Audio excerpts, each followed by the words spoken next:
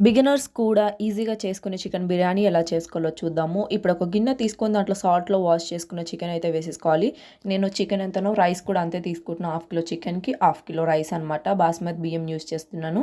Chicken అంతా కూడా బిర్యానీ వండుకునే బౌల్‌లో వేసుకొని ఉప్పు, కారం, పసుపు, గరం మసాలా, బిర్యానీ మసాలా, బ్రౌన్ ఆనియన్స్ అలానే కొత్తిమీర వేసుకొని ఒక నీట్ మిక్స్ అయితే ఇచ్చేయాలన్నమాట. ఆ తర్వాత ఆల్రెడీ ఫ్రైడ్ ఆనియన్స్ మనము వేయించుకున్న ఆయిల్ ఉంటుంది కదా, అది కూడా వేసుకొని కర్డ్ వేసుకొని మ్యాగ్నేట్ చేసుకొని ఫ్రిడ్జ్లో పెట్టుకోవాలన్నమాట ఒక 1 అవర్.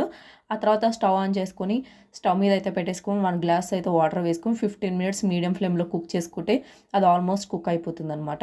ఇప్పుడు ప్యారలల్గా పక్కనే ఇంకో గిన్నె పెట్టేసుకుని దాంట్లో వాటర్ వేసుకుని రైస్ కోసం అనమాట బిర్యానీ స్పైసెస్ అన్నీ కూడా వేసుకోవాలి. అలానే సాల్ట్ వేసుకోవాలి, కొంచెం ఆయిల్ వేసుకోవాలి, అల్లం పేస్ట్ వేసుకోవాలి. నేను చికెన్ మ్యాగ్నేషన్లో అయితే అల్లం పేస్ట్ వేసుకోలేదు, కావాలంటే మీరు అక్కడ కూడా యాడ్ చేసుకోవచ్చు.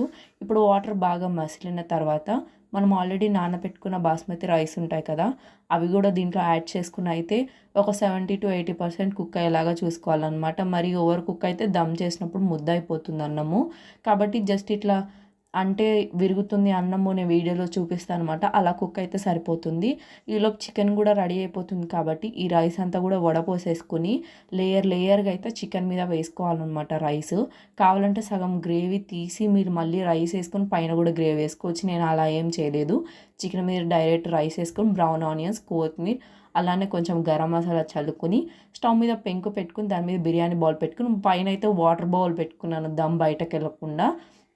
ఇప్పుడు ఒక 10 మినిట్స్ హై ఫ్లేమ్ మీద, ఒక 15 మినిట్స్ లో ఫ్లేమ్ మీద కనుక మనం దమ్ చేసుకుని ఒక 15 మినిట్స్ అలానే వదిలేసామంటే బిర్యానీ చాలా బాగుంటుందన్నమాట.